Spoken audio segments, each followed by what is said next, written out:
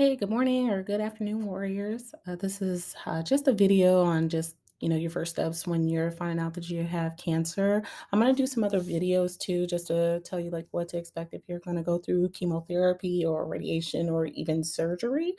So we'll just go through a few things. I want to keep it short because there's not really a lot of information out here in the form in this form, so that you can basically listen and try to calm yourself, but I'm going to talk about my journey today and just some things that you can do while you're going through the process because it's just a lot, for you, and it's going to be a lot for your family. So you just want to prepare as best you can. So just hopefully this video helps. Let me know. Click the like button for me, subscribe, and look for some future information out here too. So let's get started. So basically, I'll talk about myself first, so you know kind of where I'm coming from. So I was diagnosed with stage 3A breast cancer. Basically, I found like a huge lump in my breast, and it was like 8 by 8 by 5 centimeters. It was huge. Like I have a picture of it. I might just upload it just so you can see what I'm talking about. But basically, it caused me to make an appointment with my OBGYN. She took me in like that same day, which was really good. They had some cancellations. She forwarded me over. So after the physical exam, she let me go ahead and get the mammogram. So they scheduled me, and it was the same day, which was better, for me to not wait and steer. A couple weeks, no, I'll say like a week later, I had a biopsy so that they could actually test the tumor that was in the breast, the larger one, and so they completed my staging. The surgeon confirmed my diagnosis and what stage I was. And then she sent me over to an oncologist. The oncologist basically developed a plan for me for treatment. So he recommended chemotherapy, 16 weeks of AC and Taxol. So basically, I had chemotherapy every other week. Um, which that was a lot, but I didn't start it until probably a month after I was diagnosed, just because I had to go through, all the staging and everything. They did put a port in, before chemotherapy, so that, started so that they can have a location where they can insert the medicine and everything. So, but just going through all that process took about like a good month to get everything kind of settled. So basically during that time, what I did is just try to stay positive because, like, you're gonna go through so many emotions just hearing that you have cancer in general. Because I mean, it's not what anyone wants to hear. It's not good news. But it's a lot of hurdles involved in it. But you're capable of fighting, and you just got to be positive about every moment from that point forward. Because you've got to get a new perspective on things. So, I don't know about you as a person, but I'm pretty, I'm pretty straightforward about things, and very rational minded, and so that can be pretty daunting for somebody like myself, because I tend to be on the more negative side, which is, that's not good. You cannot be like that going through this, because you just don't know what's going to happen. So my best advice is just to take some time on to process your emotions. So I had some good time in between hearing those words and my first chemotherapy session to try to get my mindset right. And it's still a process, so you're still not going to be completely positive, going into your first day of chemotherapy. But, it's really important, because a lot of times your emotions, they kind of control you, right? Because you might be thinking, hey, I'm about to die. And that's not the case. That's just not the case. It's not going to be tomorrow.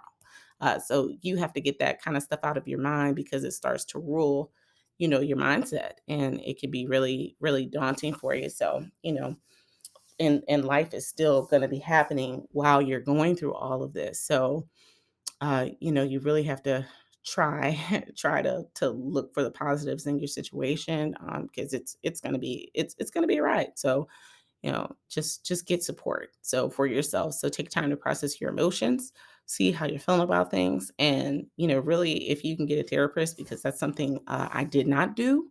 And I kind of regret it, because sometimes you're confiding in your family members, but they feel equally as strong about you being here and you getting better, or you going through the process safely, or trying to extend your life. So they're not necessarily thinking about your mental health. And so you'll have to be on guard for that, as much as you can. But if you can get a therapist, like go through Better Health, like it doesn't mean you had to go to somebody's office and physically sit down, because I was pretty busy. I didn't have time for that kind of stuff. But just a virtual visit is equally as important, so you can start establishing that relationship and processing all of your feels, all of the feels. It's really important. So, um, but you're a warrior now. So this process is it's scary because and that's a natural reaction to things. There's a lot of stuff that you don't know about the process, and there's a wealth of information out there, but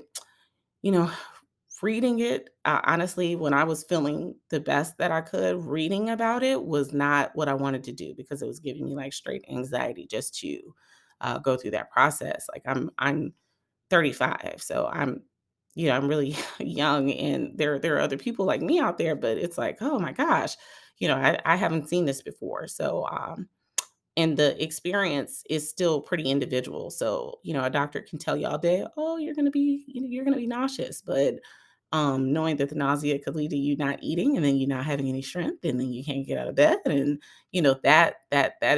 that's huge. So, it's really important to train your brain right now on how you're going to get around these obstacles, because they're coming. They're coming. So just remember that you're a warrior and you're in a fight, and you can't give up no matter what you do. Just don't give up. Um, keep going. Just keep going.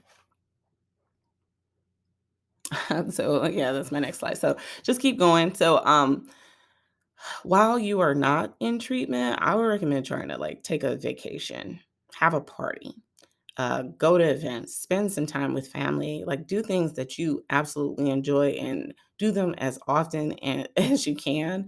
The chemotherapy process can be really, really long, even if the time frame is short. Like mine was 16 weeks, but it feels like an eternity, and you're going to have so much time with just yourself. So just make sure that you're getting out there and doing what you can. And while you're going through the process of the chemotherapy, just try to keep all of your energy positive. So, watching and reading positive content. Like I really started doing some whole woosah methods, because, I just really I didn't even know what else to do, to how to calm myself, how to comfort myself through all of this. But don't press yourself to get everything done. When you're in treatment, you're gonna be tired. Don't make any plans. If you feel good that day, then you get up and you go do something. I used to write down like a bucket list of things that I wanted to do when I felt better, basically. And that was something to look forward to get me through those rougher moments. But basically, you're going to have to slow down and just focus on your health, resting, drinking lots of water, and taking walks if you're able to do that. My treatment was pretty aggressive, so there were a lot of days I really couldn't get out of bed. I was very weak, stuff like that. So, but meditate. But the one thing I didn't do that I really wish I did was find like a support group, because talking about things with your family and they don't understand is like a whole different vibe. So like my hair was like down my back, and it was gone within 10 days of me starting chemotherapy, and no one understood that. So yeah, you can buy a wig, but it's just like, as a young woman, that image piece is really important, to me. I'm not saying everyone else does feel that way, but, for me, it was a really big thing, to just lose all my hair as long as it was. And, just it was like you're losing pieces at a time, so like you're not supposed to get your nails done during chemo, because it opens yourself up to infection, like if the drill gets on your nails. But that's something I was accustomed to doing every other week. So, those are things that, you gotta find ways around, and getting like just painting your own nails, or getting like the dip powder. If you have that, like get a kit of your own, or even the gel polish, just doing those things at home. So that's something, you just got to try to work around everything that you can. But the main thing is, before treatment, do stuff you want to do. And while you're going through treatment, just be positive, listen to all the content you can. I hope you're able to listen to me today. I used to turn on YouTube a lot and the audiobooks and just find something to listen to that was like uplifting and just keep it moving like that. It'll help pass the time, and you'll learn a lot too because you've got all this time on your hands now. So sometimes you're going to be really fatigued, but you're not going to be able to go to sleep. So, that's something to consider too. So, as far as the process goes, like your family, patience is a virtue, but I encourage you to be patient with yourself first. There are a lot of people like I did not tell because I don't want my phone looking like the cancer hotline, right? Because some days you'll be having a good day and not thinking about the fact that you're sick.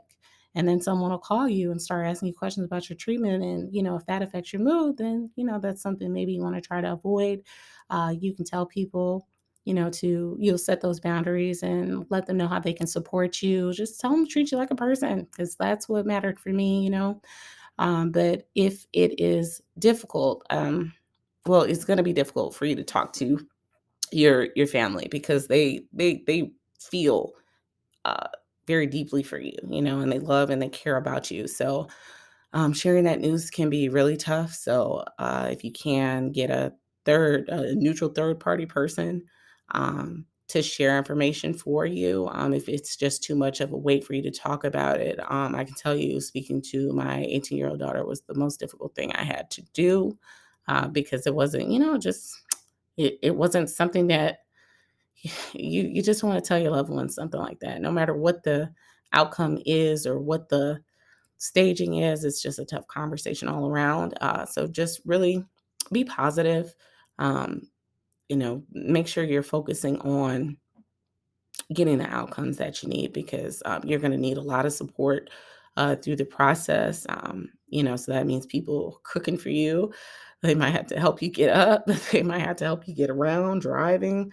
Uh, the type of chemo I had, I don't recommend driving while you're doing that because it's not safe. I'm not going to talk about my experiences, but it's definitely not. It's not the safest thing to do. But if you can get someone else to break the news for you and gently, so that you don't have to take on the weight of your family's emotions, that's cool. If you want to tell them yourselves, I mean, that's fine too. It's however you want to do it. But they're going to call you, they're going to text you, they're going to send you money, they're going to come to visit, they're going to bring you food.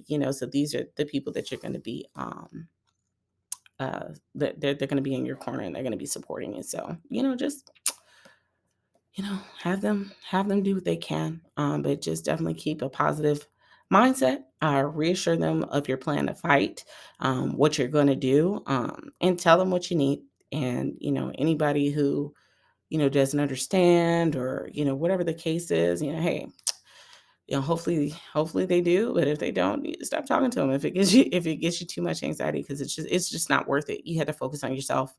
You're the most important person in this battle, and everyone else kind of has to help you, and help you get there, because it's just going to be too much. So hopefully everything goes well. But if you have communication issues with people before you talk to them about the diagnosis, those things are going to persist. So if you have a nosy Rosie and she just wants to know everything about what you have going on and you don't want to talk about it, maybe that's somebody you don't want to share with, because it's just too, it's too intimate. Um, so, just do what you have to do, but I would write out a plan, talk about who you need. So the people who are closest to you, obviously they're going to know, you know, something's going on. So like your neighbors, my neighbors and I are freakishly close. So, telling them was really important so that they could understand why I'm not helping them with things that I usually would help them with, or, why they need to come and help me. So it's nice to just have somebody in the wind to help. So just good luck. Good luck. So I'm gonna have some more videos going forward, and just to talk about this, but I just wanted to start off with the wellness piece because that's so important. Like you guys, you've got to get in that space now because you're a warrior. You're a warrior, whether you like it or not. And you're going to be a survivor for the rest of your life once you get through this piece. So, it's everything for you to train your brain right now about, you've got to fight, and you're gonna keep going no matter what. And there are gonna be tough days, but it doesn't matter. It doesn't matter because you're also gonna have really, really good days. So when you go outside and that sun is shining on your skin and you're able to hear the birds chirping, you have a renewed appreciation for life that you might not have had before. So, and it's sometimes you just take this life for granted. And so when you go through something like this, it's really going to program you in a different way. But I encourage you, if the doctor gives you they give you meds, definitely take them. AC makes you pretty nauseous, like in a way that is unnatural. So, but I'm gonna do a couple videos about like things that you can buy before you start chemotherapy, just to try to give you some tips and tricks, and hopefully some stuff will help. I'm going to look up some other items too that maybe I didn't use, but maybe were good for other people. But if you like the video, just hit a thumbs up and let me know. Thank you.